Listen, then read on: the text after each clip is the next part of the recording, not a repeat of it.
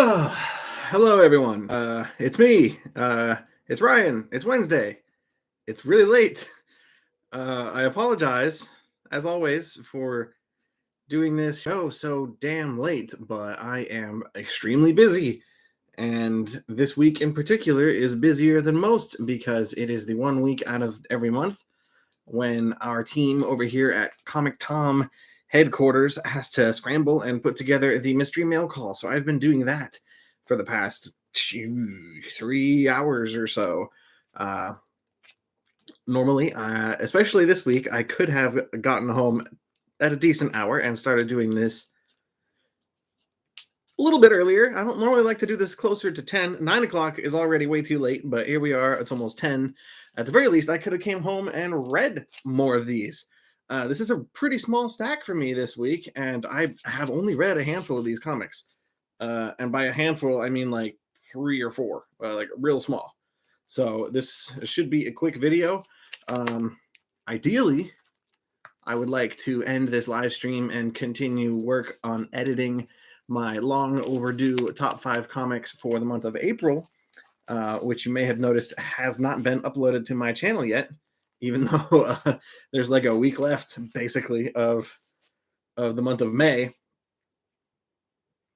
I'm scrambling. I'm very behind. I'm very busy.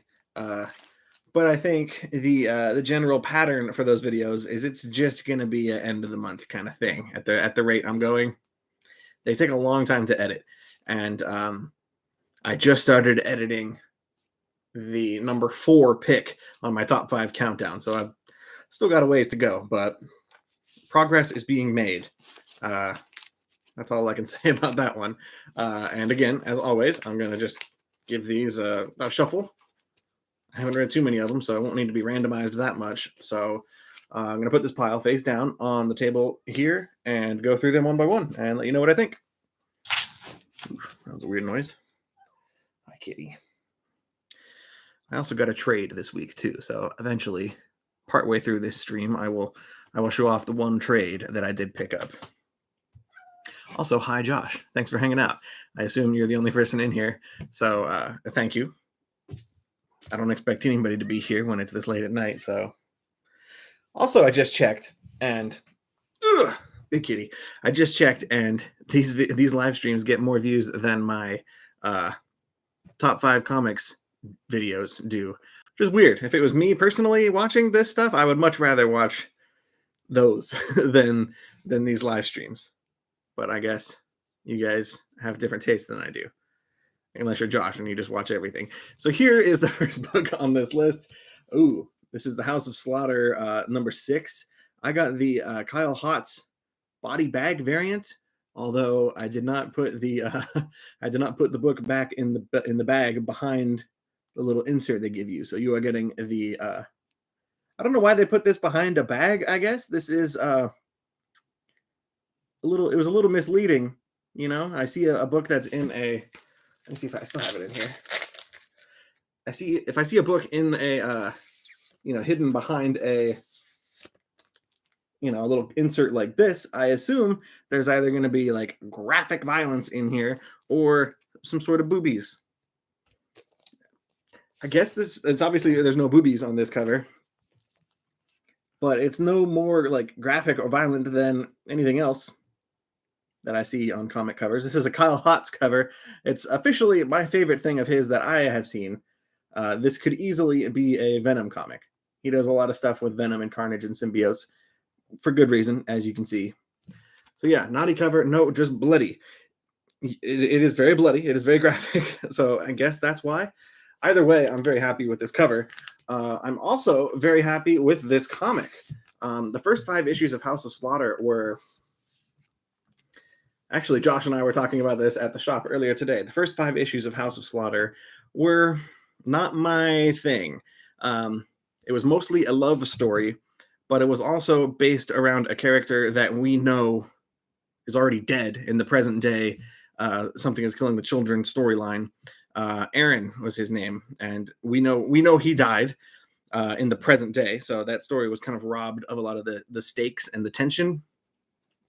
And it wasn't really revealing any new part of the overall House of Slaughter. It was dealing with the Black Mask like hunters that we've already gotten to know via Eric Slaughter in the main storyline. So there wasn't a lot of new information revealed in that story. It was definitely just a personal love story.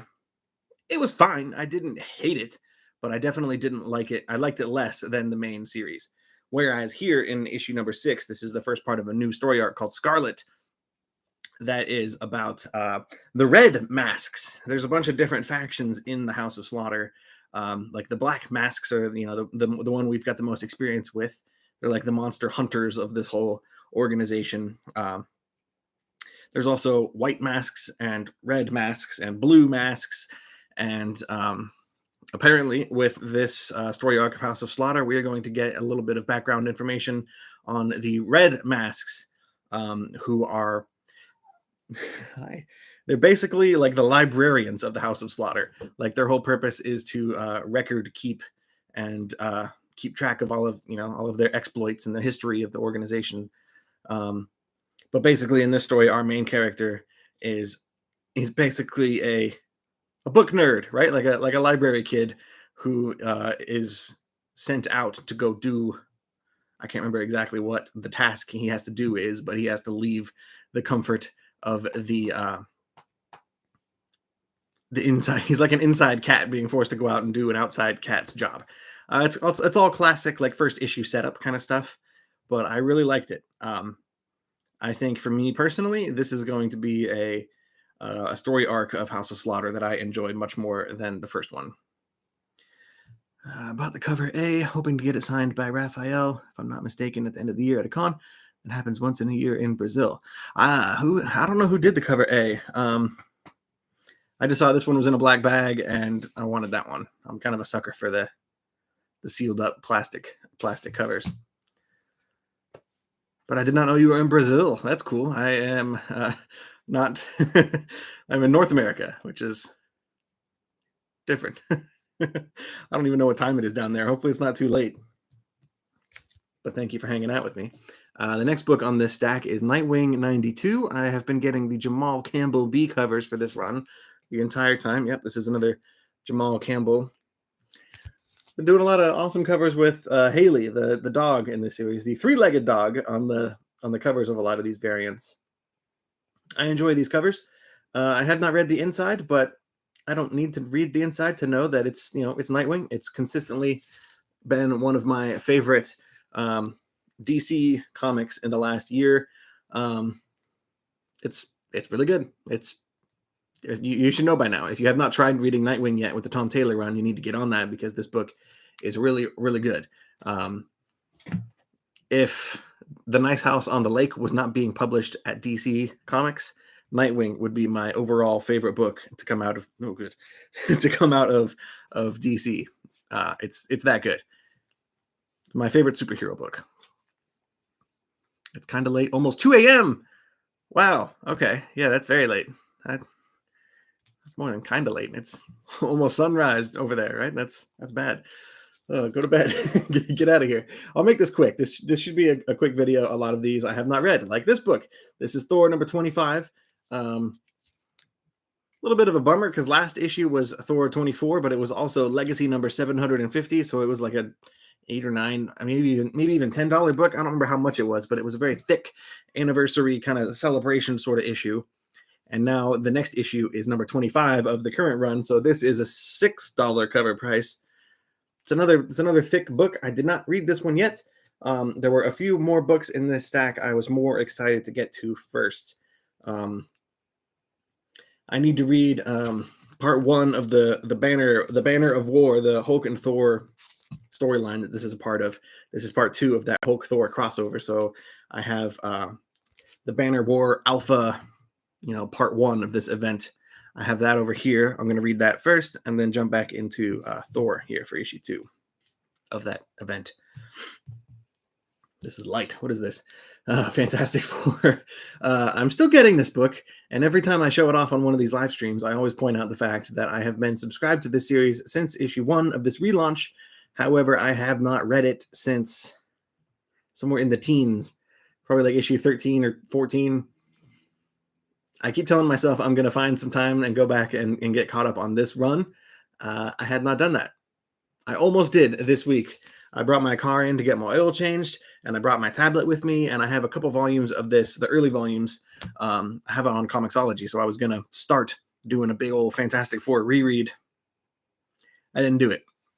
I ended up reading the first couple issues of like the Stan Lee Hulk run, which I've never read before, the original Hulk comics. They're silly. They're pretty silly, but it was a good time. I had fun. Next up on this pile is World's Finest. This is number 3. I did read this one. Comic Tom and I actually talked about this series last week on our live show. I'll show off some of the art in here because I think the art is maybe my favorite part of this book. I just love the Dan Mora pencils, and the colors in here by Tamara Bonvillain are really nice.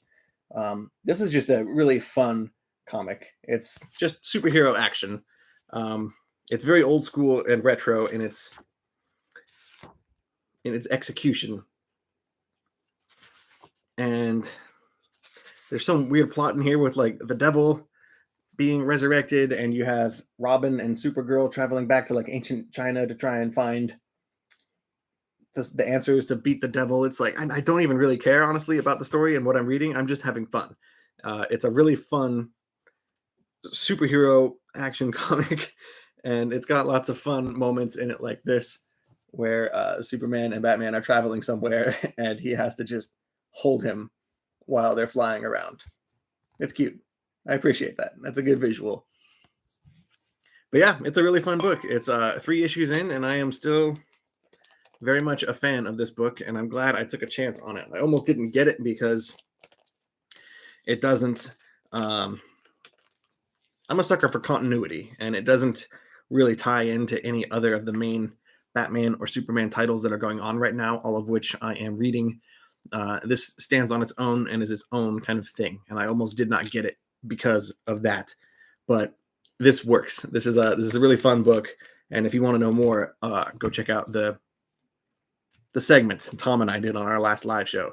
Although there should be a standalone clip of that coming out soon, so just keep an eye out for that. That'll be much easier than digging through a 2-hour video to try and find the 10-15 minute segment where we talked about that one book. Anyway, this is what's next. This is Batman the Night number 5, another one on this stack that I have not read. Fun fact, give you a little spoiler for my I guess it's not a spoiler really, for my upcoming top 5 comics of April, not March. Top 5 comics of April video. Every month, every week that I read comics, which is every week, I write down any of them that I think are potentially good enough to make my list, my top 5 list at the end of the month. And all month I'm adding things onto this list. And this last month I had 8 entries written down for my top comics of April, which normally means I would have my top 5, and then the whatever 3 were the leftover ones, they would be honorable mentions. So I go through and I read all 8 of those comics, and one of them was Batman the Night number 4, the last issue of this series. Apparently, while reading it, I thought it was so good to justify writing down on that list, but I reread it again to make sure, to see where I would rank it in my top 5 potentially. I didn't like it. I don't know what I was thinking or what was going through my head, but I did not even include it in my honorable mentions list, let alone my top 5. So I don't love this run. It's the first issue I really liked, and that did make my honorable mentions back in January when I did my rankings. But something about it hasn't like really launched for me in the right way. It feels like it's kind of spinning its wheels, and it's just, so far, it's been Batman kind of wandering around the mountains trying to like become a ninja, which, I mean, I guess I knew that going in, that it was just going to be a Batman training story, Batman Begins kind of thing, but it hasn't grabbed me. And this issue is now the halfway point. It's a 10-issue series, so I'm hoping the second half delivers something unexpected, or gets, I don't want to say gets to the point because that's kind of harsh, but so far the first 4 issues that I have read have been pretty standalone. I don't really haven't seen any sort of running thread of a plot going through all of these issues. So I'm a little nervous at how it's going to execute the second half of this run, but it's Chip Zdarsky. He's one of my favorite writers, so there's no way I'm not getting all 10 of these issues anyway. And I'm very excited still to see what he does with the main Batman title once he takes over in a couple months. I don't know exactly when he's coming on. It should be, I don't know for sure, a couple issues from now. Either way, I'm excited. Next book, A Town Called Terror, issue number 2. I have not read this yet. I have this struggle every week of like, do I save the books I'm most excited for so I have something exciting to read later, or do I just start with the ones I'm most excited for because I'm most excited for it? I love horror. I really enjoyed the first issue, although I do not remember it whatsoever. So I'm going to binge through the first 2 issues of this series and see how I feel 2 issues in. But the art was the standout for me with issue 1. I'm going to I'm going to spoil myself and show off some of the art from the inside of this one. But it's just really, it's really dark and moody and like evocative. Oh, that's a good, you kind of have to see it in person. I don't know how well this is coming off on camera, but it's like a really good horror movie. The vibe and the lighting is really cool. I love all these like reds and darks and dark blacks and blues, and I have no idea what's going on in the story, but I'm excited to give it another shot and get 2 issues read all at once for A Town Called Terror. Written by Steve Niles, who did 30 Days of Night, with art by Simon Kudransky, who is currently doing Suicide Squad Blaze, or at least he did issue 1. It's cool. He's a cool artist, and I really like the art in here. Next book, Catwoman 43. Yeah, Josh, that probably, you and I have similar enough taste. I think that would be probably something you would like. This would be a more interesting question. We have similar enough taste. I don't know if that extends to this book. I do love this cover. Jeff Deckel is doing the cover A's for Catwoman. And it's been really cool. I think this is actually issue 1 of a new story arc, if I'm not mistaken. It's either the first part of a new arc or the end of the first one. Doesn't say. I think this is a fill-in issue in between story arcs, but it's Catwoman and Harley Quinn. This is my first time reading a Catwoman ongoing series, and the first few issues, the first few issues were a really cool organized crime, like mobster story. Tom and I also did a breakdown on Catwoman on our channel. If you want to watch that and get a little more in-depth idea of what we thought about those first 3 issues. I think we read the first 3 issues of Catwoman back then. I plan on sticking with this book for a while. It's had a lot of cool writers recently, and I kind of regret not jumping on this run earlier, since we're 43 issues in, and I jumped on at the new creative team switch happened on issue 39, I believe. So I at least want to go back and read from issue 1, because I know Joelle Jones did the writing and the artwork for at least the first trade of that run, and she is a really, really good artist, really good writer-artist combo. And then after her, I know Ram V had a stint on this book for a while, and he's one of my favorite writers right now. Catwoman, this is a perfect example of the good that can happen when you step a little bit out of your comfort zone. It's not too far out of my comfort zone, because it's at least these first 4 issues I read, or 3 issues. 4 issues I read were very organized crime and mafia heavy, which is, other than horror movies, mafia crime movies, those are always my favorite stories growing up. So I'll read crime and horror stuff all day. That's my jam. I'm curious, Ryan, do you own CGC CBCS books? I do, barely. In a drawer over here, out of direct sunlight, I have I've been gifted a couple of slabs from people over the last few years. Um, I've never sent anything of my own in to get graded, but I did for investment purposes. I bought two 9.8 copies of uh, issue 1 of the Department of Truth, which is one of my favorite series right now, and that is purely that was purely a speculative purchase with the intention of flipping it later, if/when it gets adapted into some kind of show or movie. It's my first real dabble in speculation, specifically with the intent to flip for profit at some point down the road. So I have a good feeling. But other than that, no, I've never really dabbled with slabs. Although the two gold foil James Tynion variants that I have unboxed with Comic Tom on recent episodes of our live show, um, I am sending those in to get graded. So that's going to be my first time getting a book graded from my own collection. I've bought a couple like I said, the Department of Truth slabs I bought already 9.8 off of eBay, so I know, I knew those were, I knew what grade those were. I'm not sure on what grade these books I'm going to send in. I'm nervous. I'm a little nervous, but worst case scenario, there's no worst case scenario. They'll get slabbed and they'll come back to me. We'll see how they are. I put them in different bags. That's all I did. I didn't even need to do that. I haven't touched them. I haven't opened them. There's been no chance on my end of me damaging those books. So I'm nervous. I'm nervous. I want to see what happens. I want to see what they look like when they get back. But there was never any chance of me opening and reading those books anyway.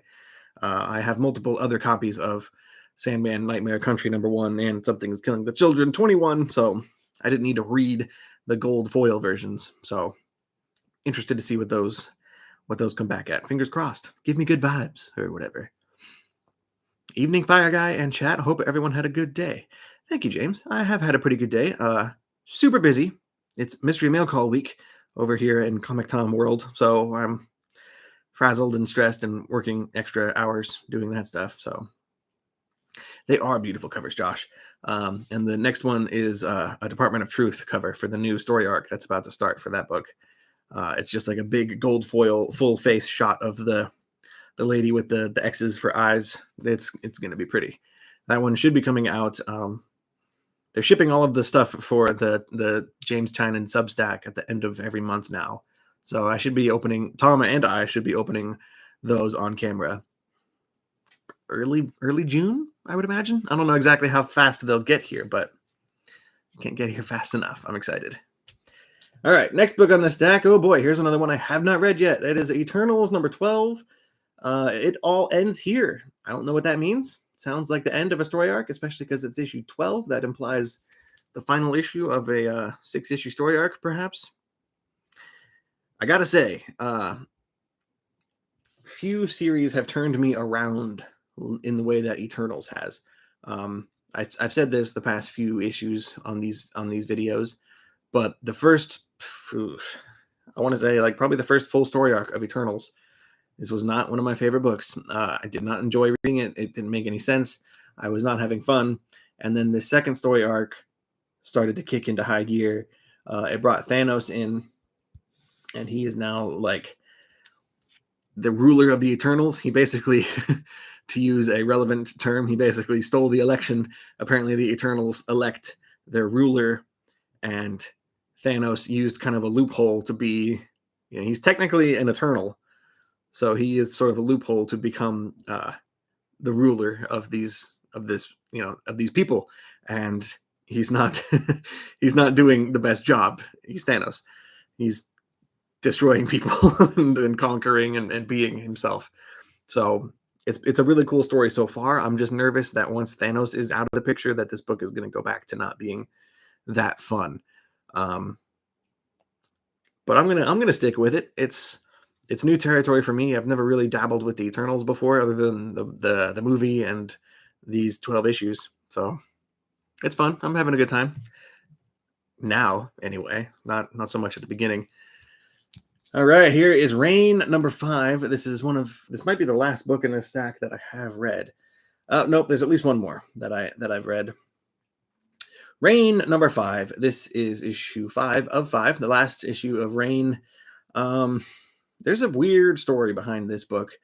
When this was first advertised in the catalog, I passed on Rain. It didn't meet my criteria, I guess, for pre-ordering any book, and I went on with my life and forgot all about it.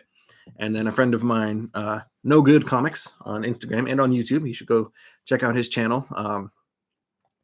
When this first issue came out, he did not shut up about Rain number 1. He was telling everybody to go read it, and I decided to give it a chance. Him and I have done 2 videos together now, and I had figured I owed him, right? Like he's a good guy, and I liked hanging out with him, so I decided to read Rain number 1 on his recommendation, and I liked it so much that I believe I ranked it number 3 on my favorite comics of January video. Rain number 1 had a really cool, I don't know if it's necessarily a twist, because the whole premise of the book is the rain is no longer water. It is like sharp crystal needles that fall out of the sky, and anybody who's caught outside in that rainfall gets stabbed a whole bunch of times, and a lot of people die, and a lot of animals die, and it screws up the whole world. It's basically an apocalyptic event, and the first moment it happens in issue 1 was really shocking and jarring and cool. I quite enjoyed that sequence, but the story quickly became about like processing grief and loss and the collapse of a relationship, and it kind of turned into like a little bit of a road trip story, and it wasn't for me. It never quite grabbed me the same way that it did with issue 1. I really liked that first issue, but then all throughout the rest of the series, even now that I've read all 5, it never roped me back in, I guess. That's not to say the writing is bad. The art was not bad. The book was well made. I think it's a good comic. I just know it's not for me. And it's not necessarily a young adult book, but it feels like something like a high schooler would appreciate. There's a lot of like teen angst in here, and I don't know. I think a younger version of me would have probably liked this book even less, but I think younger people in general will be more drawn to that story. That being said, I have all 5 issues now. I'm probably never going to read it again. I will probably get rid of it at a future claim sale all in one set, because I think somebody out there will like it more than I did. I'm also kind of broken and dead on the inside, and any love story, you lose me. I've had too many failed romantic adventures, I guess, and whenever I see a love story in film or in a book or a comic, it makes me all bitter and angry, and I don't have fun. So that's more a fault of my own than of the story. But yeah, that was Rain number 5. Ooh, this is Hit Me number 3. I have not read this one yet either, but I'm excited. This is from AWA. Let me show you the back, because yeah, they always show. It's my favorite publisher. I say that every time. On the back of their comics, they show you everything that comes out this month, which I think is really cool. However, I've been reading these guys for the last 2 years that they've been a publisher, and this current lineup, these 4 comics, this is the least excited I have been to read anything they have done. I still haven't read this one yet. This came out last week, I believe. It's over here. I have a little bit of book stuff from last week that I still have not read. I got to catch up. I'm falling behind. I'm trying to prioritize editing my YouTube video. However, I think I like Hit Me the most. I'll have to wait and see how I feel about Devil's Highway number 1. But the Joneses so far has not really grabbed me, and I don't know if it will. I don't know if there's time. 2 out of 5. So there's still 3 more issues left to go on the Joneses. I think Primo's is over. Is this the 4th one? 4 of 4. So yeah, that's the final issue of Primos. That one's not for me. It's a little too superhero action. It's not my favorite genre of comics, ironically, even though superheroes are kind of the main genre of comics. These two are both superhero stories, not my thing. This one hit me. This book I'm holding in my hand is a crime story about a girl, woman, who is a sex worker, I guess is the word. She basically, you can pay her and you can beat her up if that is your thing. It's a weird kind of kinky book in a way, but she, in issue 1 of this story, she is meeting a client in a hotel room, but some other guy barges into the room and they get in like a gunfight, and both of them end up dying. And there is a bag of diamonds on the floor. One of them dropped it, I guess, and now she does what I think most of us would do, or I don't know if I would in that situation. It's hard to tell, but she grabs the diamonds and makes a break for it. And now the owner of those diamonds is trying to track her down, and it's a pretty intense story on all fronts. But I've been enjoying it. I'm excited to read number 3 here. There's only 2 more issues left. It's a cool book. And I just wish I felt more excited about the rest of AWA's lineup right now. Did you see that Not All Robots got 2 Eisner nominations? I'm excited.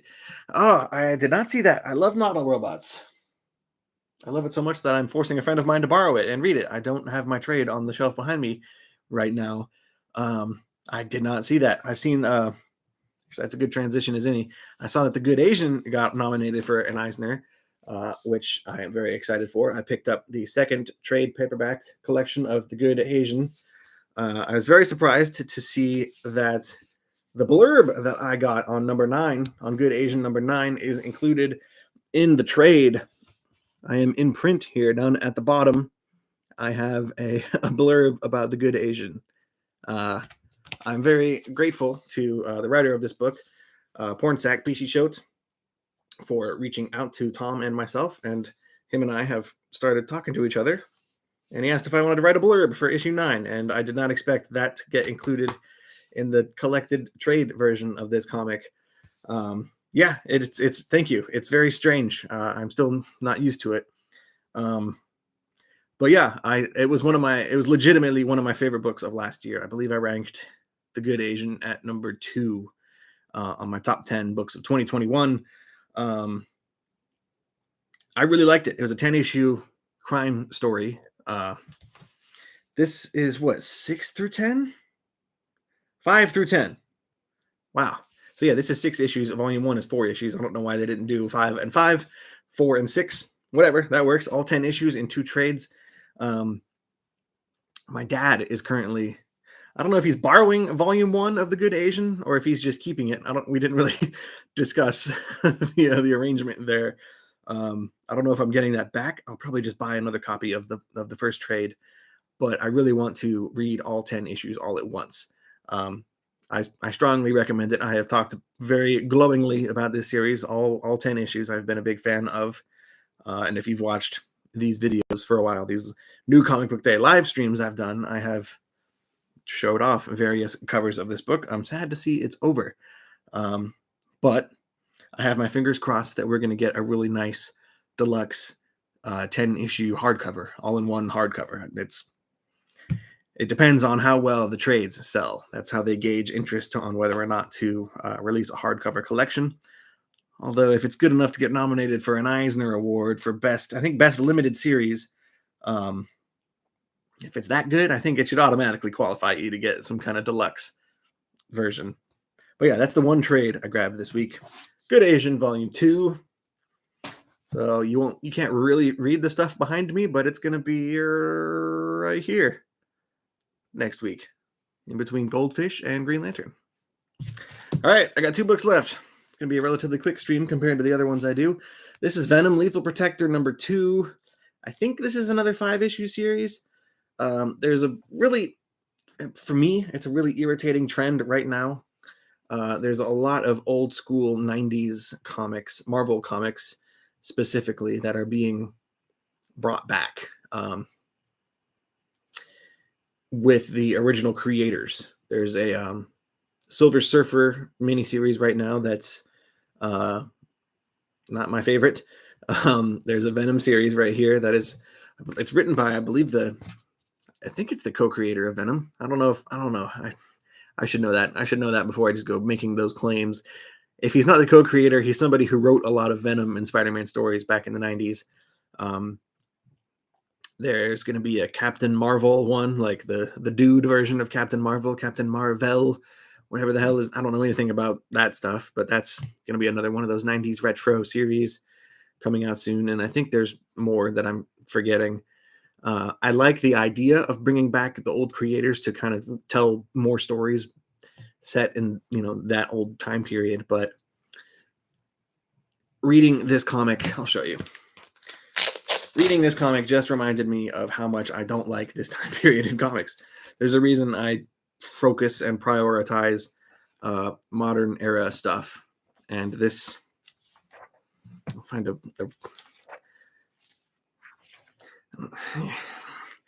he fights Hydro Man in this issue and ends up defeating him with a box of detergent. He turns him into bubbles and then pops the bubbles with a nail gun. It's ridiculous, old school goofiness that I don't respond to. I don't like this. But again, I'm a weirdo. I'm going to get this whole run. I think it's 5 issues. So I will get the whole set. Maybe something cool will happen in here that changes my mind, or I would rather go back and read the original era, something actually from the 90s, because then at least if I'm going to put up with that level of like cheese, at least I will be getting the historical aspect of, reading something from the actual time period and not just that. I like 90s in small doses, says Josh. If by small doses you mean like good 90s books, like Sandman or something, like, yeah, then I'd like 90s too. But that's exactly the kind of stuff that I don't respond well to that. Like I need something with a little more maturity. I have 1 book left. Is this mature? No.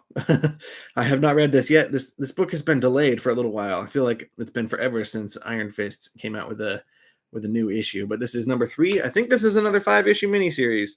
I don't remember what's happening in this book. It's a Iron Fist / Sword Master story. Like he's a new character from the Agents of Atlas or something, that team of all Asian superheroes. I don't know those guys. I did not read that book, but the guy with the sword from that book, Swordmaster,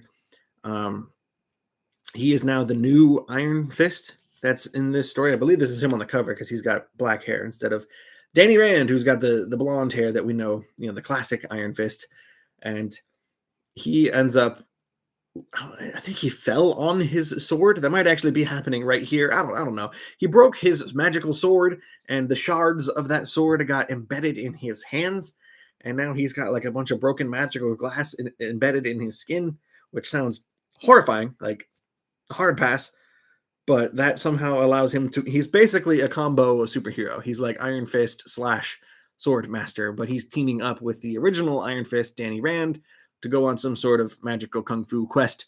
I honestly can't remember what the hell's happening in that comic, and the fact that I remember that much is kind of miraculous at this point. So that's my pull list for this week. I'm surprised I got this done in under 40 minutes. That's pretty quick for me. It's not a big stack for my standards anyway.